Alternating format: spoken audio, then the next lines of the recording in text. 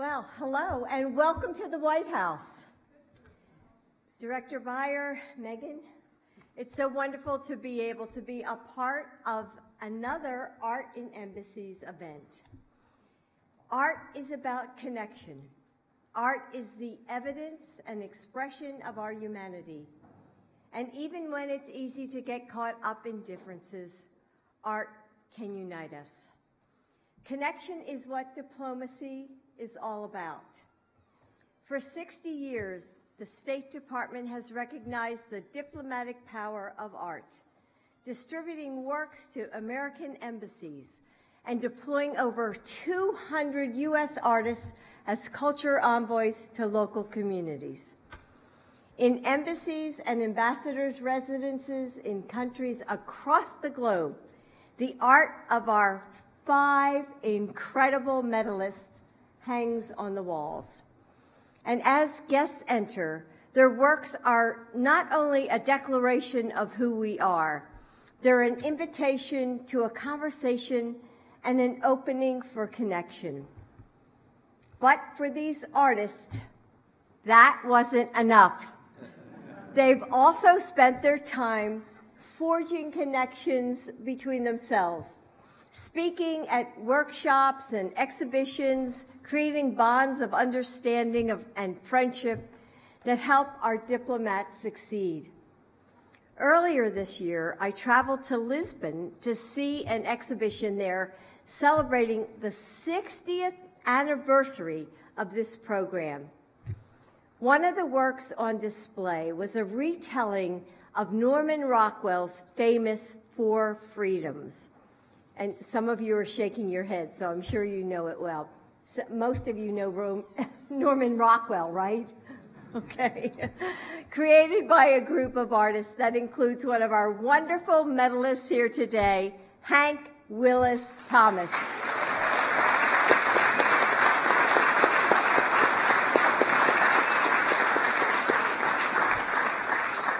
Rockwell's paintings capture how he saw his time. Each presents a moment, a snapshot of American life made possible by our nation's fundamental values, the 4 freedoms President Roosevelt laid out in his 1941 State of the Union address: freedom of speech, freedom of worship, freedom from want, and freedom from fear. More than 70 years later, Hank Willis Thomas created 4 new images showing those same freedoms, but now in his time. And as each visitor took in the exhibit, those threads of history and understanding wrapped around us, staying with us long after we had left, weaving us together into a tapestry that stretches across a culture and language and borders. That is the spirit of Art in Embassies and their program, and of the Medal of Arts Award. Each of our recipients today, each of you, has done our world a service. In other cities and other countries, you've woven more threads into that same tapestry of connection and fellowship. Because diplomacy isn't only about the government-to-government relationship. It's people to people, heart to heart. With each brushstroke and photograph, with each workshop and exhibition, you've added to that conversation, sewing more invisible threads tying us to one another. So I want to thank you, every diplomat working for a brighter future, every painter and sculptor helping us see the hidden colors of the beautiful world around us, for accepting the call to become something bigger than yourselves. Hi, Daddy. That's what it's all about, right?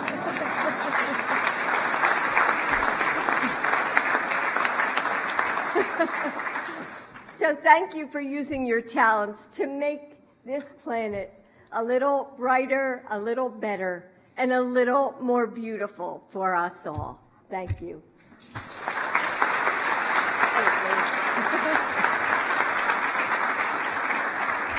I almost forgot. And now it's my pleasure to introduce Deputy Secretary of State, Richard Verma. Richard.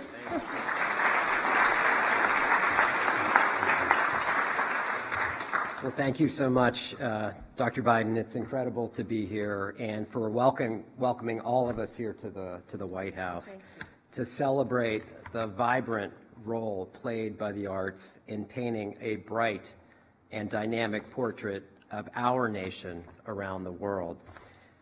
When President Kennedy created the Office of Art and Embassies 60 years ago, he understood the power of art as a tool of cultural diplomacy. He grasped that America's leadership was rooted not only in the strength of arms, but in our civilization, in our culture, in our creativity, and in our humanity. And he set in motion the vision that we realize today, transforming U.S. diplomatic posts into houses of artistic excellence and beauty. Now, building customized exhibits of the combined works of American and international masters and local creators into the fabric of our embassies across the globe. And along the way, tapping into art as a bedrock of our people-to-people ties, one of our greatest and most renewable sources of friendship with counterparts overseas. I've had the great honor and privilege of seeing the impact of arts and embassies firsthand. As our ambassador to India, I lived in Roosevelt House, our official residence in New Delhi, which became the architectural inspiration for the Kennedy Center.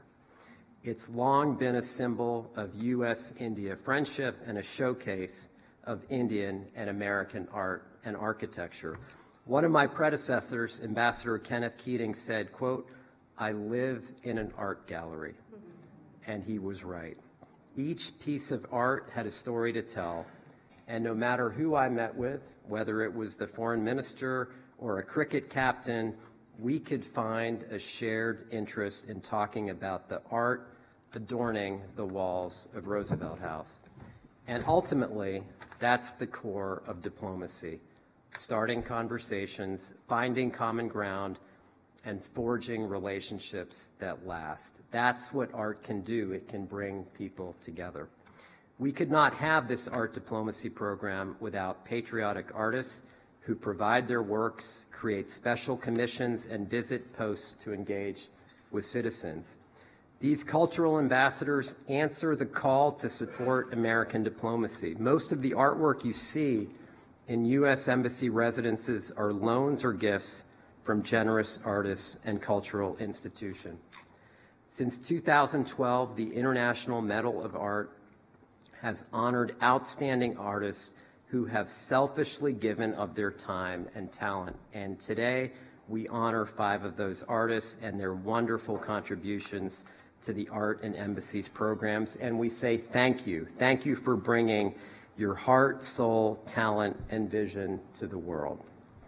And I'll now introduce, my great honor to introduce Megan Byer, the Director of the Arts and Embassies Office, to present our honored artists. Megan.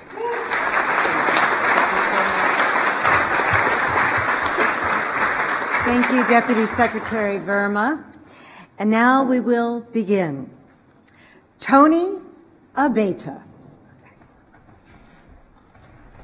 Tony Abeta comes from a family of Navajo artists, including his parents, his brothers and sisters, and even now his own children.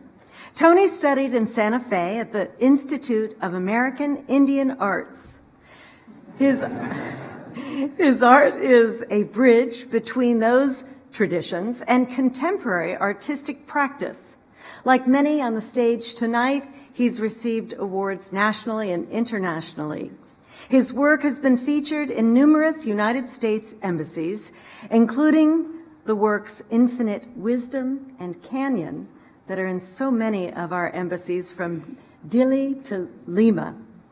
He has always answered the call of his country. In fact, when Art and Embassies asked him to attend the City Summit of the Americas in Denver, he was there to preach about art diplomacy.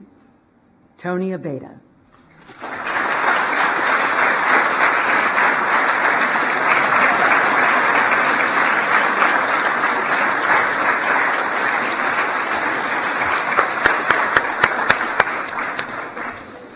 Sheila Hicks. Sheila unfortunately could not be with us today, but since the 1960s, Sheila Hicks has been an innovator in contemporary art using fiber as an artistic medium. She received a Fulbright scholarship, like many in the State Department, in 1957 and worked in Chile. Since then, she has traveled all over the world and has engaged global textile traditions in the contemporary context of sculpture and installation art. She has 2 artworks, Laris and Pinedas and After the Rain, on permanent display at the United States Embassy in Islamabad, Pakistan.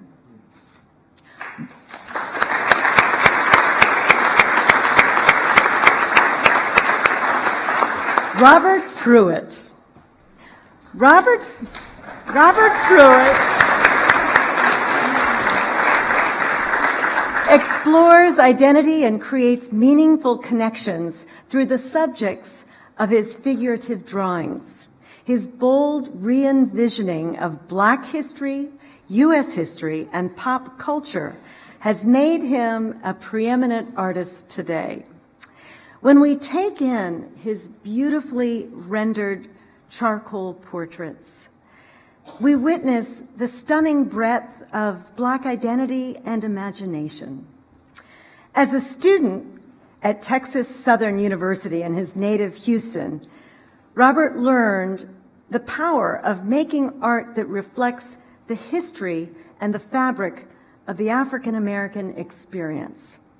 In 2015, Robert was commissioned to create a large, site-specific piece entitled Forever's People that hangs in the lobby of the U.S. Embassy in Harare, Zimbabwe. Thank you.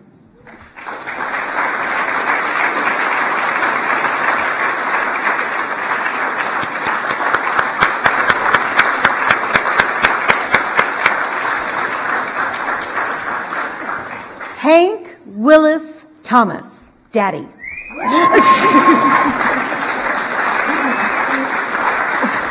From an early age, Hank Willis Thomas learned how to look critically at all images, from family photos to his mother's work, who was an archivist in Black history and culture.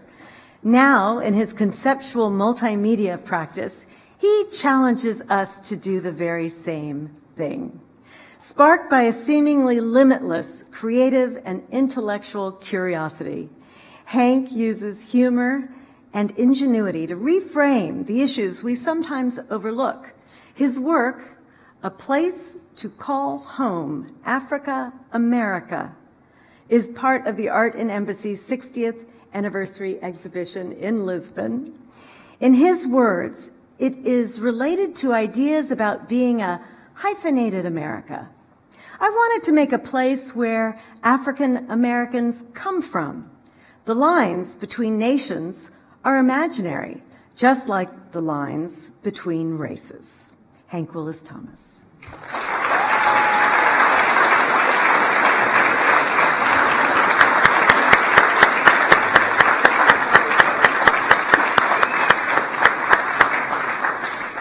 Su Ling Wong.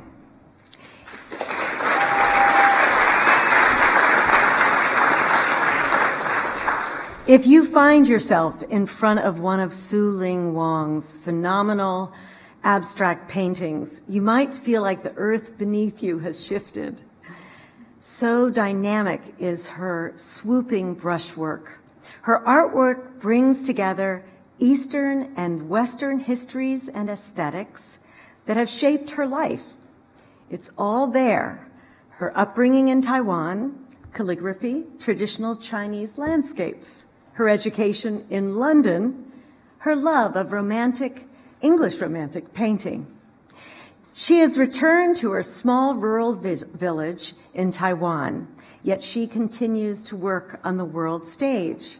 In 2018, Su Ling created a painting over 7 feet high, almost 30 feet long, The Singing River 2, for the American Institute of Taiwan.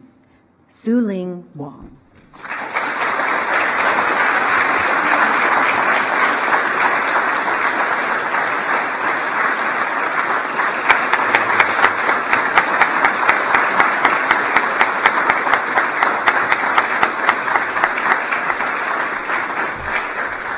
Let's give our medalists another round of applause.